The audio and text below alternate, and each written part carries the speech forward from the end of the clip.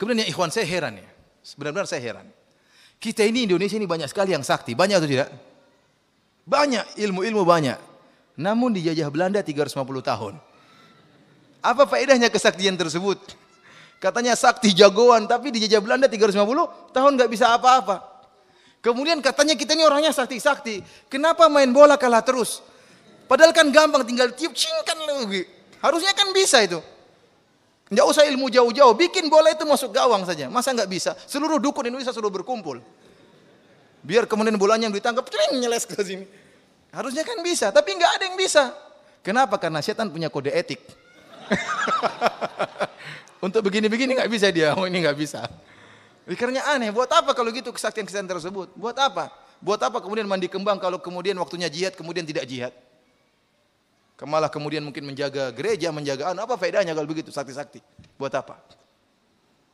Oleh karena para hadirin rahmati Allah Subhanahu wa taala, kita katakan bahwasanya itulah yang menjadi perbedaan, bahwasanya karamah yang datang dari Allah Subhanahu wa taala tidak dipelajari dan tidak bisa dibatalkan, datang dengan tiba-tiba sesuai dengan kebutuhan.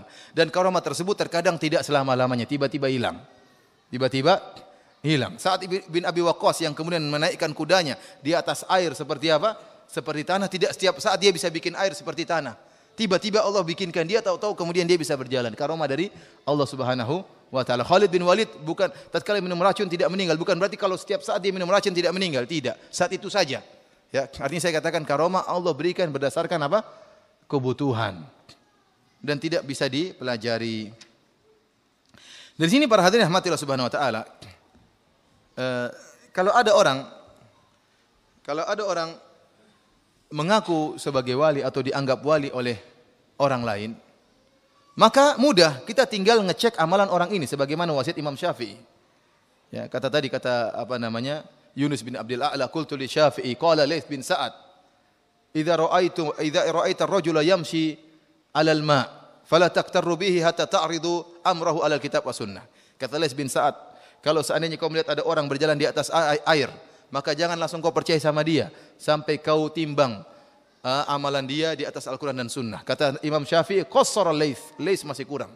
Hatta idza ra'aitum ar-rajul yamshi 'alal hawa, bahkan meskipun kalian melihat sang lelaki tersebut terbang di udara, fala taktarru bihi, jangan kalian percaya sama dia hatta ta'ridu amalahu au amrahu 'alal kitab was sunnah, sampai kau timbang perkara dia di atas Al-Quran dan Sunnah. Kita terapkan kaidah Imam Syafi'i ini, kaidah yang sangat agung. Ada orang dikatakan wali, lihat cek dia. Bagaimana sikap dia dengan hadis-hadis Nabi. Gampangannya antum buka Riyadhus Shalihin. Ini kan hadis-hadis Nabi isinya, Riyadhus Shalihin. Tayyib. Orang ini katanya wali. Tapi dia bilang bahwasanya Inul tidak jadi masalah joget-joget seperti itu.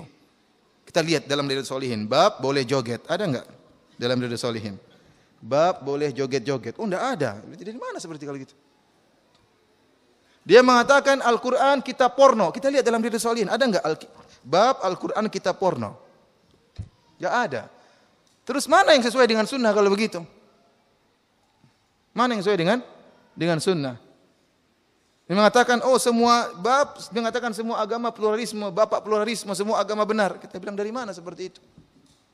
Jadi caranya mudah. Kalau ada orang dikatakan wali, tinggal kumpulkan pernyataan dia, kumpulkan perbuatan dia, kemudian kita timbang dengan Al-Quran dan sunnah Nabi SAW. Ambil dari Riyadhus Shalihin, kita cek. Kalau ternyata enggak ada, berarti itu bukan wali Allah Subhanahu wa taala. Perkaranya mudah. Begitu saja.